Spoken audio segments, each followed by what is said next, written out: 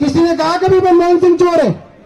नहीं कहा, क्योंकि मनमोहन सिंह शरीफ आदमी है, ये सब जानते हैं। उनकी एक ही समस्या थी कि वो बोलते नहीं थे। यही समस्या थी ना कि जी आसपास खूब चोरी हो रही है मगर मनमोहन सिंह मौन है, मनमोहन सिंह चुप है।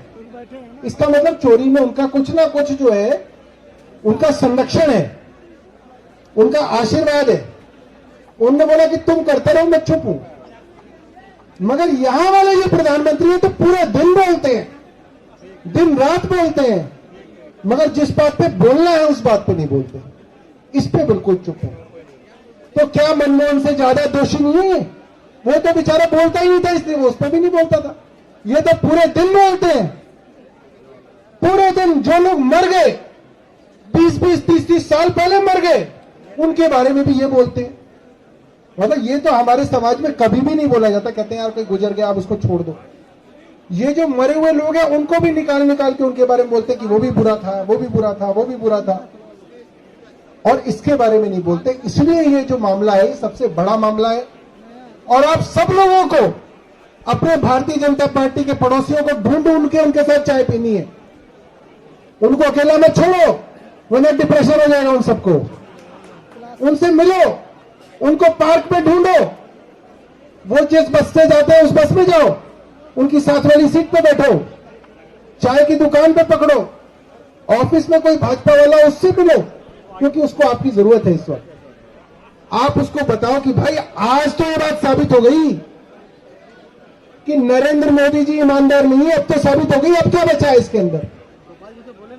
ये तो साफ हो गया कि जहां जहां मोदी जी जाते थे, या तो अडानी जी उनके साथ उनके प्लेन में जाते थे, या ऐसा होता था कि मोदी जी जाते थे उसके बाद अडानी जी वहां पे पहुंच जाते थे, या मोदी जी से पहले पहुंच जाते थे।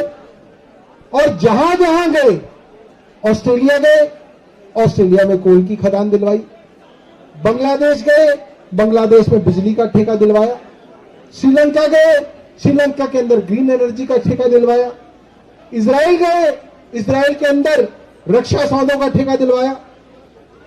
हर विदेश में जो जाते थे, क्योंकि इनको विदेश जाने का बहुत शौक है। आप देखो ये टिकते ही नहीं है देश में, या तो विदेश में होते हैं या किसी प्रदेश में होते हैं चुनाव के लिए, दो ही जगह होते हैं।